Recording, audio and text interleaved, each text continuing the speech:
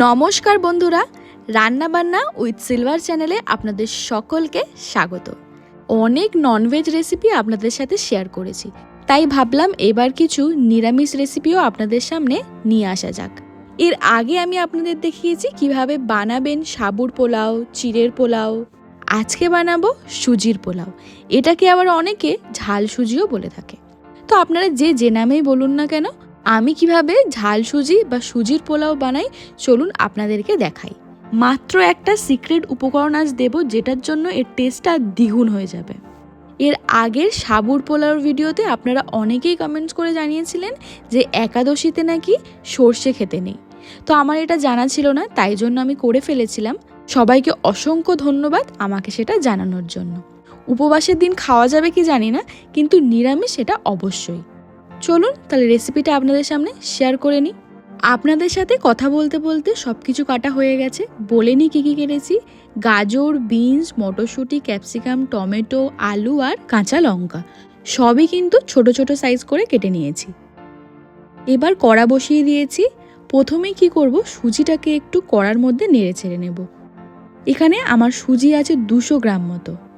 সুজিটাকে হালকা medium flame করে একটু ভালো করে রোস্ট বলতে পারেন, তবে কিন্তু সুজিটার কালারটা চেঞ্জ হতে দেবেন না।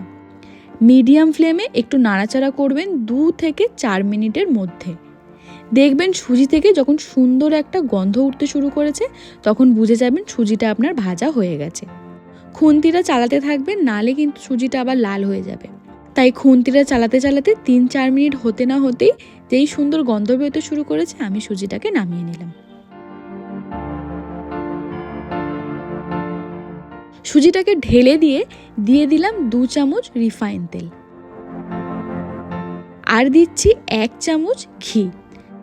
চাইলে পুরো রান্নাটা কিন্তু আপনারা রিফাইন তেল ব্যবহার নাও করতে পারেন, শুধুমাত্র ঘি বা বাটার দিয়েও করতে পারেন। আমি আজকে 3 চামচ রিফাইন তেল আর 1 চামচ ঘি দিলাম।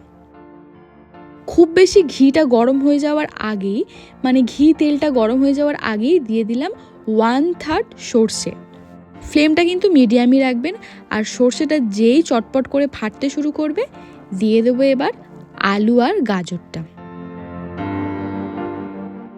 সাথে আরও দেব বিনস, কড়াইশুঁটি।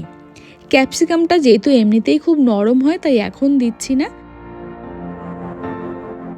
তেলের সাথে আলু, গাজর, মটরশুঁটি, বিনস একটু নাড়াচাড়া করে নিয়ে দিয়ে দিলাম নুন, আর দিলাম 1/2 চামচ হলুদ গুঁড়ো আর 1/2 চামচ লঙ্কার গুঁড়ো দিয়ে এবার এটাকে ভালো করে মিশিয়ে নিচ্ছি।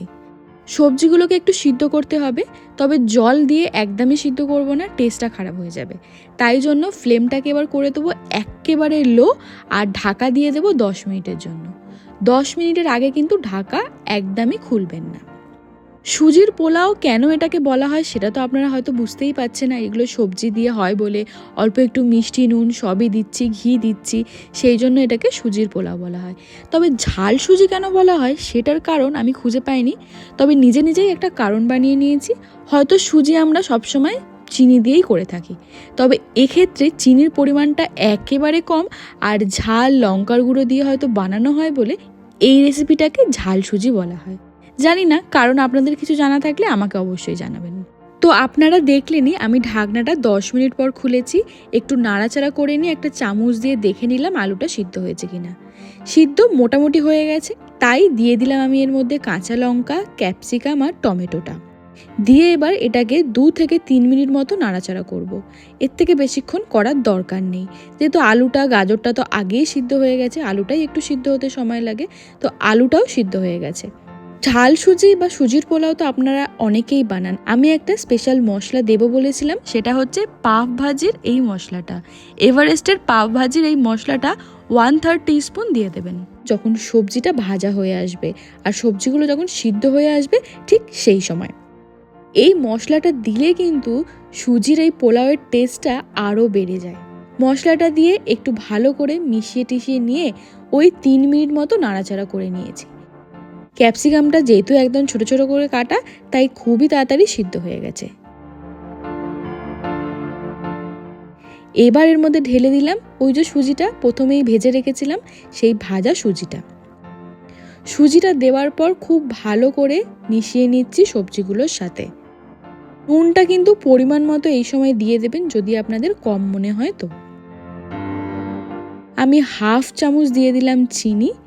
এর মধ্যে বাদামও দিতে পারেন, তবে আমি বাদাম না দিয়ে এখন দিলাম শুধুমাত্র কিশমিশ।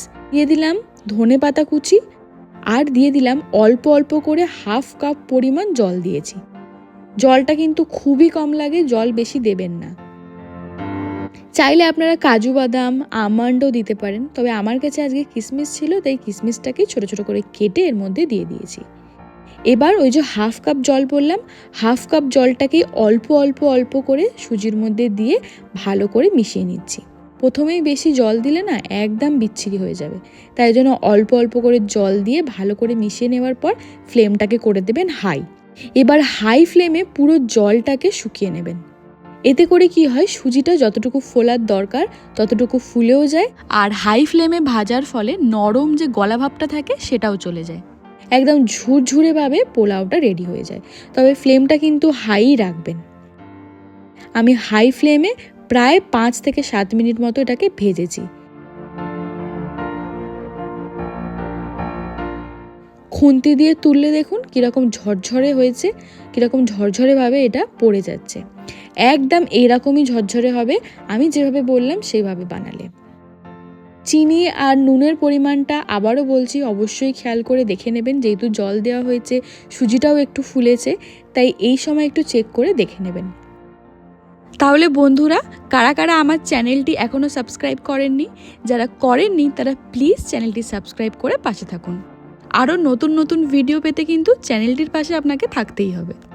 খুব ভালো করে 10 মিনিট হাই ফ্লেমে নাড়াচাড়া করে নেওয়ার পর এটাকে নামিয়ে ফেললাম। এবার গরম গরম এটা ইভিনিং স্ন্যাক্সেও খেতে পারেন, বা সকালের ব্রেকফাস্ট বা বাচ্চাদের টিফিনেও কিন্তু এইভাবে বানিয়ে দিতে পারেন। যেহেতু ভেজিটেবলস আছে অবশ্যই তো হেলদি এটা। তাছাড়াও নিরামিষের দিনেও কিন্তু এইভাবে বানিয়ে খেতে পারেন সুজির পোলাও। তাহলে বন্ধুরা, আজ আমি এখানেই বিদায় নিচ্ছি। পরে আবার দেখা হবে নতুন কোনো এক ভিডিও নিয়ে। ততক্ষণ সাথে থাকবেন, পাশে থাকবেন। আজকের মতো এখানেই টাটা।